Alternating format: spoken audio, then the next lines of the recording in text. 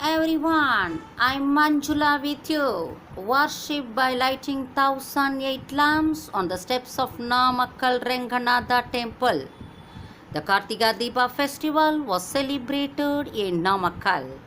The women in turn lit lamps and worshipped in houses, streets, and temples. 1008 lamps were lit on the steps of Namakkal Renganatha temple. Namakkal Baladandayudhabani Swami temple blessed the devotees in gold armor. It was followed by a show of loading 1008 lights at 7 p.m. The women in turn lit lamps in the lamps placed in the temple and worshipped. Heavy rains caused more than rupees 4 crore damage in Tirupati. Tirupati has been hit by heavy rains for the first time in 30 years, causing damage of rupees 4 crore. The Devasthanam administration has announced that repairs will be carried out on a wartime basis. Ilayaraja photo in New York Times Square. A photo of Ilayaraja, who has left his mark on music, is featured in New York's Times Square. Ilayaraja, who made music world famous, was so high that he could be called a musician by his immense musical talent and musical sophistication. Ilayaraja, who made his Tamil film debut in 1976 with the film Annakili, has made a name for himself in the minds of fans all over the world with his music. In recognition of Ilayaraja's music, the popular song app company Spotify has released a picture of Ilayaraja in New York Square with the caption King of Music. The memorial will be set up for the farmers who lost their lives. Punjab Chief Minister Saranjit Singh Sani has said that a memorial will be set up for the farmers who lost their lives in the agrarian struggle. He apologized to the people of the country for not being able to get the support of all the farmers regarding the loss. Farmers are happy that the repeal of agricultural laws is the biggest victory for their struggle. In this context, Punjab Chief Minister Saranjit Singh Sani welcomed the announcement by Prime Minister Modi. A memorial will be set up in honor of the deceased Punjab farmers.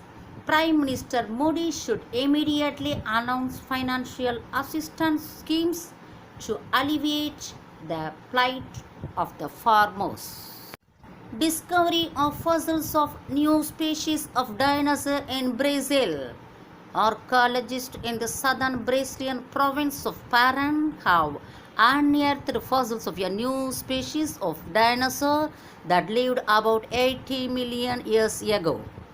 Alexander Kellner, director of the Brazilian National Museum, said, "This is a very rare discovery because it's a new species of dinosaur that is not yet known." He went on to say this type of dinosaur is known as the Perthosaurus leopoldine.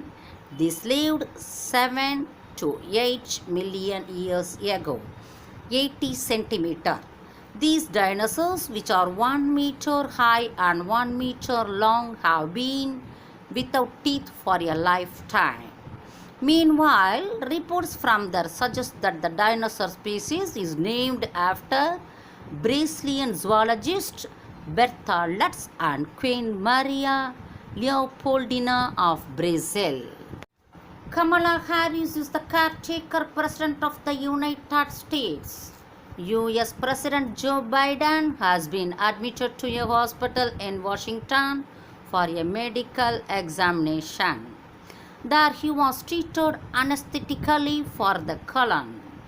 He subsequently temporarily relinquished his presidency to Vice President Kamala Harris until he recovered from treatment.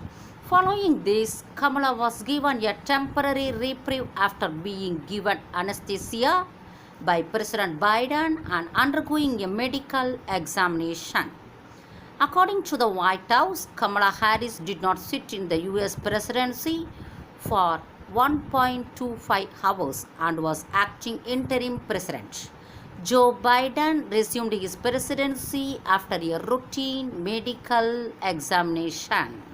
Vice President Kamala Harris has become the first woman president of the United States. Central team arrives in Tamil Nadu today to study rain damage. It has been raining heavily across Tamil Nadu since the onset of the northeast monsoon. As a result, many districts, including Chennai, were inundated. Also, heavy rains lashed the delta districts. Thus, millions of acres were submerged in water. Paddy crops ready for harvest were also submerged in water and began to rot. This has cost farmers millions of rupees. The government of Tamil Nadu has submitted the details of the damage to the central government. Union Home Minister Amit Shah had assured that a committee would be sent to study the flood damage in Tamil Nadu and that disaster relief funds would be allocated on the basis of the committee's report. In this context, a 7-member committee headed by Union Home Secretary Rajiv Sharma was formed. The team is coming to Tamil Nadu today to study the effects of the rains.